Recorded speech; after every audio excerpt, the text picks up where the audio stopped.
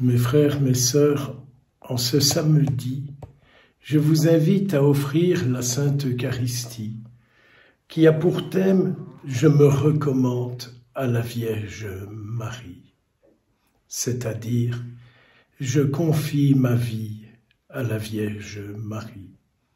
Je confie ma vie, je confie mon histoire, je confie mon vécu. Hier, j'ai eu la grâce de passer une grande partie de la journée avec des personnes en récollection, où nous avons réfléchi sur le cœur de Jésus-Christ, en départ du document du Saint-Père.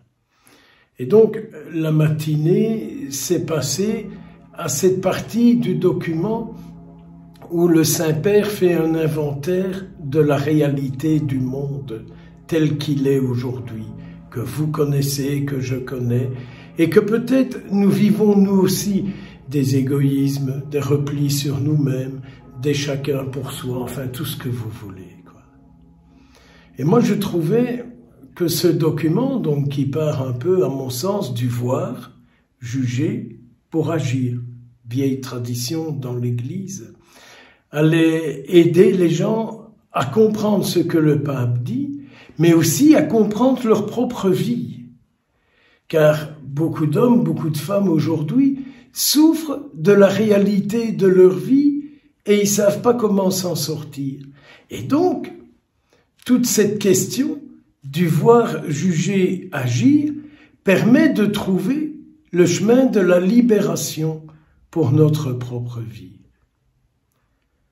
Mal a été pris, une personne du groupe s'est plus ou moins fâchée, a été agressive, elle s'est levée et elle est partie. Je ne vous cache pas que ça a mis un froid, et que moi personnellement, ça m'a profondément atteint et que ça m'a fait souffrir. Mais après coup, le soir, en revenant, voyant un peu la journée, en priant un peu pour que le travail de la journée puisse trouver sa fécondité, je ne pouvais que dire au Seigneur, mais cette personne-là, Jésus, elle ne veut pas que tu la sauves. Elle ne veut pas que tu la sauves. Elle est enfermée, elle est emprisonnée par un esprit qui fait qu'elle se sent jugée et toujours agressée. Alors vous voyez, nous rencontrons aujourd'hui, vous et moi, beaucoup d'hommes, beaucoup de femmes qui se sentent jugés, qui se sentent agressés. Or, justement, dans ce voir, juger et agir, c'est l'Esprit du Seigneur qui vient en nous et qui nous éclaire.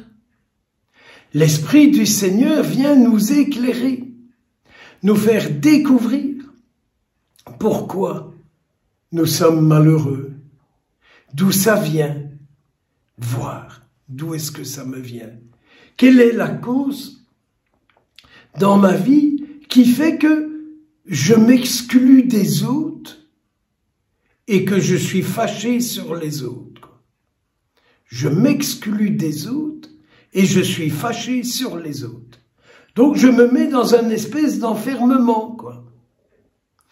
Un peu comme le garçon, le fils cadet de la parabole que Jésus raconte aujourd'hui du fils prodigue.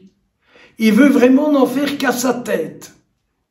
Et il ne veut pas que Dieu entre en lui et mette de la lumière. Est-ce que nous comprenons bien ça? Quand le Seigneur entre en vous, en moi, il vient y mettre sa lumière. Il me dit, mais regarde ce qui se passe en toi. Voir. Le Seigneur dit, regarde, la cause c'est ça. C'est ça qui se passe, que tu es dans cette situation.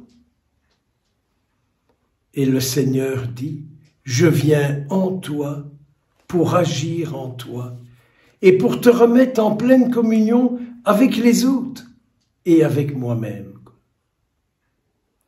Ah, mes frères, mes sœurs, Le drame d'aujourd'hui, je pense, c'est la pauvreté de la vie spirituelle. On croit qu'on a une vie spirituelle parce qu'on va à la messe le dimanche. Et c'est très bien, s'il vous plaît, continuez d'aller. On croit qu'on a une vie spirituelle parce qu'on confie des choses au Seigneur. Mais au fond, la vie spirituelle, c'est l'accueil du Seigneur en nous, qui est chemin, vérité et vie, qui est lumière, qui est sauveur, quoi. Et qui nous montre un chemin à prendre pour être délivré et libéré. Nous sommes ce temps de carême.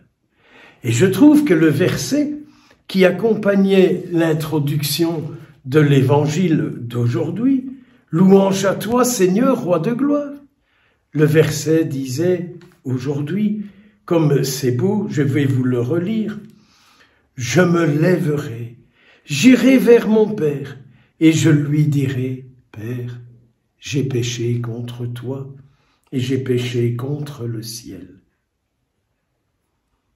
Ta parole, Seigneur, elle est vérité, et ta loi, elle est délivrance. » Eh bien oui, ce que Jésus vient dire en moi me délivre de tout, me délivre de tout.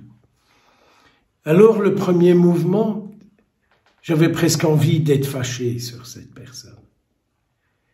Et hier soir, en priant pour cette journée et pour cette personne, je me disais, ou plutôt, je disais au Seigneur, comble-la de ta lumière, envahis-la de ta parole, car elle a fait découvrir à tout le monde la profondeur de sa solitude, l'intensité de sa souffrance, et combien sa prison est grande. Alors, frères et sœurs, en ce temps de carême, nous avons une mission unique et merveilleuse. C'est de nous plonger les uns les autres dans la tendresse du Seigneur. Oui, je me lèverai. Oui, j'irai vers mon Père. Seigneur, tu es merveilleux. Ta parole est vérité et ta loi délivrance. Au nom du Père, du Fils et du Saint-Esprit. Amen.